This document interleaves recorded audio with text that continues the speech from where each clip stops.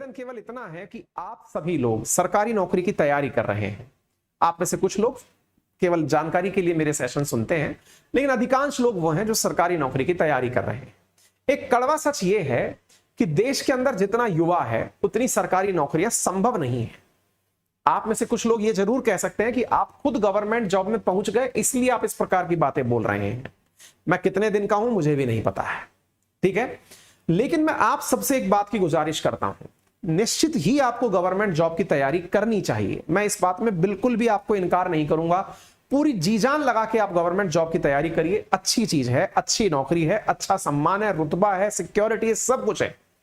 लेकिन साथियों, हमारे देश में यदि 10 लाख बच्चे 1000 सीट के लिए फॉर्म भरते हैं तो नौकरी भी 1000 को मिलती है, लेकिन 9,99,000 उस पूरी परीक्षा के अंदर बेरोजगार हो जाते हैं।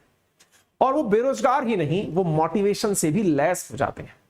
आपसे केवल इतनी सी गुजारिश है कि यदि आपकी परीक्षा नहीं निकलती है तो आप अपने अंदर यह सोचकर कि अपने बारे में विचार करना बंद ना कर दें कि मेरा तो सरकारी नौकरी में तो सिलेक्शन नहीं हुआ, अब मैं किस काम का हूं, मैं तो बेरोजगार ही रह जाऊंगा, मेरा कुछ नहीं होगा। मैं आपको दूसरी पंक्ति बोल रहा हूं जिस पर आप जरूर फोकस करें। कोई बात नहीं, सरकारी नौकरी आपका प्रथम प्रयास था, नहीं मिला, कोई बात नहीं। हमेशा एक कहावत बहुत सच है और वो ये है कि एक ट्रायंगल में एक ट्रायंगल ही सेट बैठता है।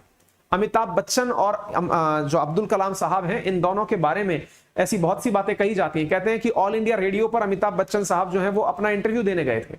उनकी आवाज के भारीपन के कारण उनका ऑल इंडिया रेडियो ने इंटरव्यू कैंसिल कर दिया कि नहीं, आप जो वो नहीं बन सकते, रेडियो के जॉकी नहीं बन सकते या स्पीकर नहीं बन सकते। वहीं अब्दुल कलाम साहब ने डिफेंस की सर्विसेज के लिए अप्लाई किया था तो उनको डिफेंस सर्विसेज में पास नहीं हो गया, किया गया कि नहीं, आप अभी फिट नहीं दिखते हैं। दोनों ने ही अपने अपने क्षेत्र में एक आवाज की वजह से दुनिया में कहां बैठा है और एक डिफेंस के सेक्टर में कितनी ऊंचाइयां प्राप्त करके स्वर्ग सिधार गया। कुल मिलाकर कहने का मेरा अर्थ यह है, कोई नहीं, अगर आपने जो जॉब सोचा वो नहीं मिला, परेशान इस वजह से ना हो। आप दूसरी चीज सोचें, फिर आप अपने मन में यह रुतबा कायम करें, मुझे नौकरी नहीं मिली, कोई बात नहीं, अब मैं 10 लोगों को नौकरी दे सकूंगा, ऐसा आदमी बनूंगा। जिस दिन भारत के युवाओं ने, मेरे सभी साथियों ने ऐसा सोचने का शुभारंभ कर दिया, आप यकीन मानिए कि ये चाइना और अमेरिका कहीं टिकेंगे नहीं, क्योंकि इतिहास में सोने की चिड़िया आप ही थे, इतिहास में सोने की चिड़िया हम ही लोग थे।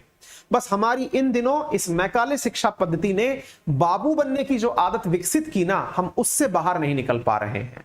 अंग्रेज जब हमारे देश में आए तो उन्होंने आकर के हमारे दिमाग में मैकाले शिक्षा पद्धति से अच्छे बाबू कैसे तैयार हो वैसा एजुकेशन सिस्टम डेवलप कर दिया और हमारी एंटरप्रेन्योरल स्किल्स जो पहले कभी हुआ करती थी सिल्क रूट के टाइम पर, वो हमसे कहीं छिन गई।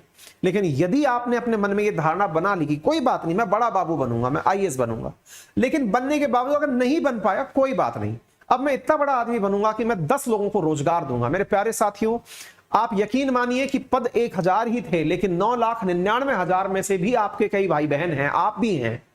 आप अपने अंदर वो रुतबा लेकर काम करिए और फिर देखिए कि देश की तरक्की कितनी जबरदस्त होगी। राजनीति, ये सब चीजें पैरेलली बदलती रहेंगी, चलती रहेंगी, इनको अपना स्थान दीजिए।